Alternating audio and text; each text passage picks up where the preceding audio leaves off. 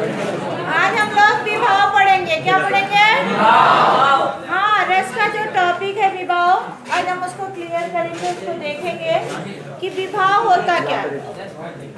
तो अस्थाई भाव को जागृत करने का कार्य करता है। क्या करता है? अस्थाई भाव को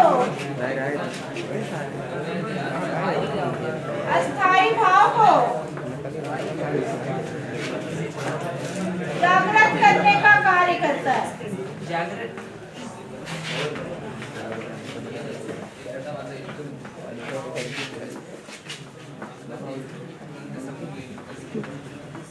जो अस्थाई भाव को जागृत करने का कार्य करता है वो विभाव। यानी हम कह रहे हैं कि अगर जोकर को देख के हमारे अंदर का हास नामक अस्थाई भाव जागृत हो रहा है तो जोकर हमारे लिए विभाव है। जोकर क्या है? विभाव है। अगर सांप को देख के हमारे हृदय में भय नामक अस्थाई भाव जागा तो सांप हमारे लिए क्या है? विभाव। तो विभाव के बेटा दो अंग होते हैं। ये जो विभाव है ना, इसको ये दो अंग होते हैं। ध्यान दीजिए, विभाव के अंग देखिए। तो विभाव के कितने अंग होते हैं? दो अंग होते हैं। एक तो होता है आलंबन,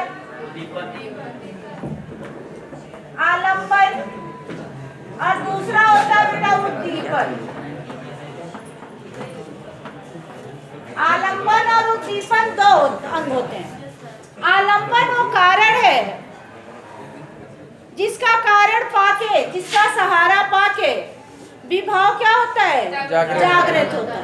यानी जिसका सहारा पाके विभाव जागृत, अस्थाई भाव जागृत होगा।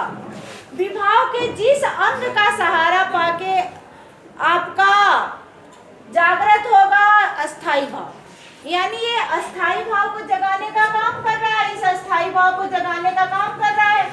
तो इसके दो अंग है, आलंबन और उद्दीपन। तो आलंबन क्या है? आलंबन वही अंग है जो अस्थाई भाव को जगाने का कार्य करता है। तो अस्थाई भाव को जगाने का कार्य कौन करता है? आलंबन। और आलंबन के बाद आता है उद्दीपन।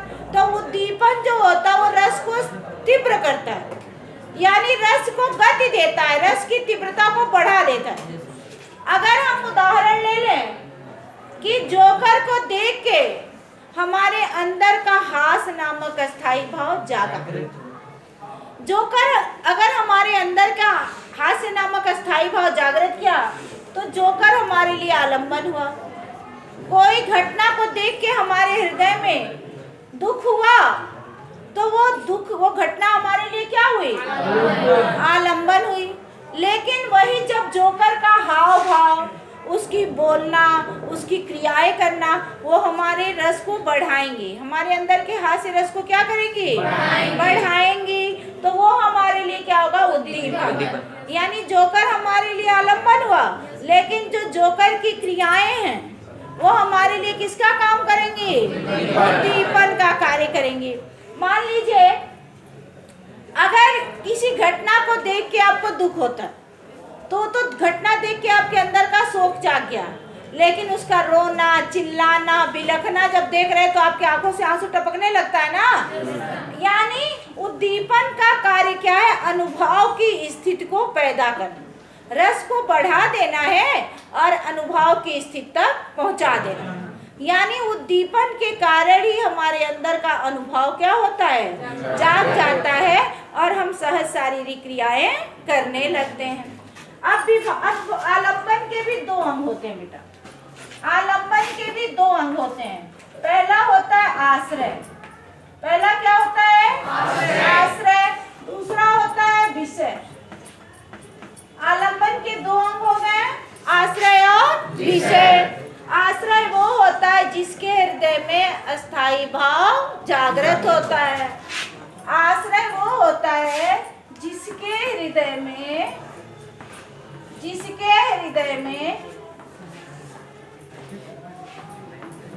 अस्थाई भाव जागृत होता है।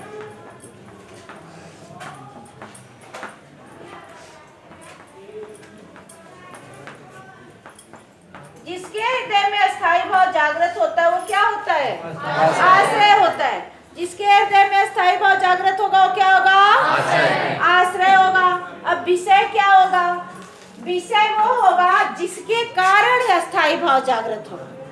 जो कारण होगा, जिसको देख के अस्थाई भाव जागृत होगा वो क्या होगा? विषय। आश्रय वो होता है जिसके हृदय में अस्थाई भाव जागृत होता है। अगर जोकर को देख के हमें हंसी आई तो हम क्या हो गए? आश्रय हो गए।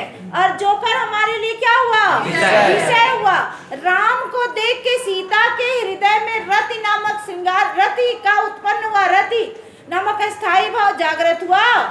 तो सीता के हृदय में हुआ है। सीता के हृदय में रति उत्पन्न हुआ है तो सीता आश्रय होंगी और राम क्या होंगे? विषय होंगे। सांप को देख के हमें भय हुआ है तो सांप हमारे लिए क्या होगा? विषय। और हमारा हृदय क्या होगा? आश्रय। यानी जिसके हृदय में अस्थाई भाव जागृत होता है वो आश्रय होता है, और जो स्थायी भाव जागृत करने का कारण होता है वो क्या होता है? विषय। यानी जिसके कारण से अस्थाई भाव जागता है वो क्या होता है? विषय। जिसके कारण अस्थाई भाव जागता है वो क्या होता है? विषय होता है। तो ये हो गया आपके आलंबन के अंग। आलंबन के दो अंग है, आश्रय और विषय। अस्थाई भाव। अब आ गया उद्दीपन। तो आज हमने बताया कि आलंबन जो है जिसका सहारा लेके हमारे हृदय में अस्थाई भाव जागृत होता है। तो आपका जो उद्दीपन है, उद्दीपन से नाम ही से पता चल रहा है, उद्दीप्त करना यानी बढ़ाना, उद्दीप्त करना यानी बढ़ाना। यानी ये रस को क्या करता है? तीव्र करता है, अस्थाई भाव को गति प्रदान करता है। उद्दीपन क्या करता है? अस्थाई भाव को गति प्रदान करता है बेटा। अस्थाई भाव को गति प्रदान करने वाला जो कारक है वो है उद्दीपन। और उद्दीपन जो है अनुभाव की स्थिति को पैदा कर देता।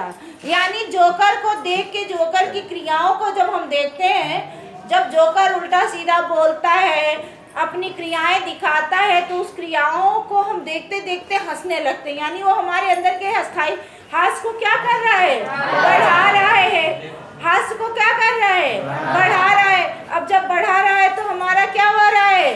हमारे अंदर का हास्य क्या हो रहा है? जाग रहा है।